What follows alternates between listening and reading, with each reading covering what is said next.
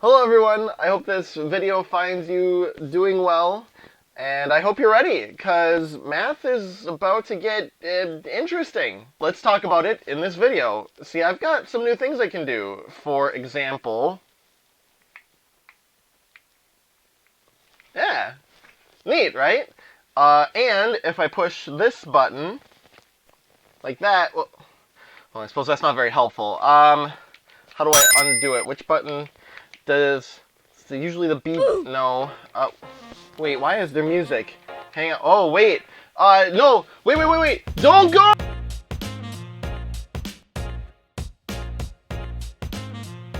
Hi. See, to be real with you for a few minutes, this is uncharted territory.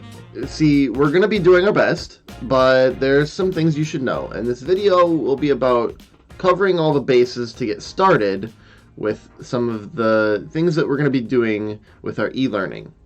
Okay, so what kind of updates do I have for you today? First off, and possibly most importantly, all of my posts will start from my Google Classroom.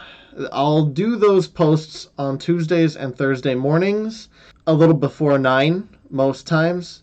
And those posts will include any kind of video that you should watch, or any kind of assignment that you should complete and turn in, or any kind of e-learning activity that I might also subject you to. But that's definitely where you would go first. And after you check the Google Classroom, if you're going to watch the video, I have a couple of thoughts. First, when you're watching the video, feel free to pause it and go back and rewatch portions, or download it and review it later. These are the kinds of things that are a little bit of an advantage. You can see the video again if it didn't make sense the first time. After you've watched the video, attempt the assignment. And once you submit the assignment, you should expect to get some feedback from me, either in my notes portion of the assignments on Infinite Campus, or even by email. So, as you may have already figured, there's a bunch of websites that you should bookmark. And just to make sure that you get all the bases covered, I would recommend you bookmark the Google Classroom webpage if you haven't already set up. Those are the codes that you'll need. And the YouTube information, if you ever want to go back and review a video, they'll be posted to my YouTube channel. And on Infinite Campus, you should make sure your login works, and let me know if it doesn't.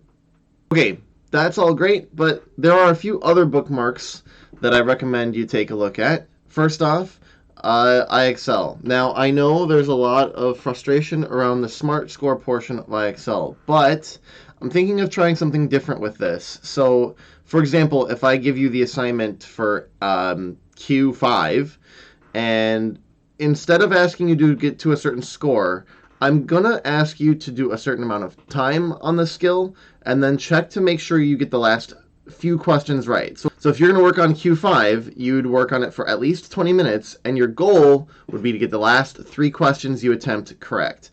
And when I go to score the IXL, it will be based on the problems attempted and the time you've worked on it, rather than the score you get to. Also to take a look at would be Socrative. I still anticipate using some kinds of Socrative races or Socrative quizzes, and those might be kind of awesome. You want to bookmark that site and use that room code to get in when I inevitably go live with the Socrative.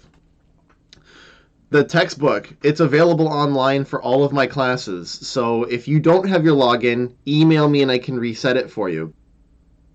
Finally, for now anyway, is the Khan Academy. Now, I'm not going to expect that you use the Khan Academy videos. I'm fairly selfish. I want you to use my videos. Actually, it doesn't matter. If you use his videos for a little extra help, that's fine. But if I ask you to do one of the exercises from that website, please screenshot the webpage when you're finished, and then you can send that to me. That way I can see how you did. All right, on our last slide here, how are we going to meet? How are you and I going to communicate going forward? See, it's going to be difficult to do anything in person, but what I can do is set up through Google Meet and handle emails. Now, that's not perfect, so what I've done is also set up where we can call. See, by the time this video goes live, you should be able to send me a voicemail, and then I can call you back. A note: when I call you back, it will probably show up through a private number. I'm going to have a setup on my end where the number I'm calling from will likely be blocked. So just keep an eye out for private numbers or unlisted numbers. It could be me calling you if you've emailed me about something in your homework, which you should totally do. One other thing about the emailing me about your homework: do your best to tell me, for example, what you've tried already or what specifically you're stuck on, since vague questions like, how do I do this, are going to be really difficult for me to answer when we're not meeting regularly. Well, that'll about wrap it up for this video.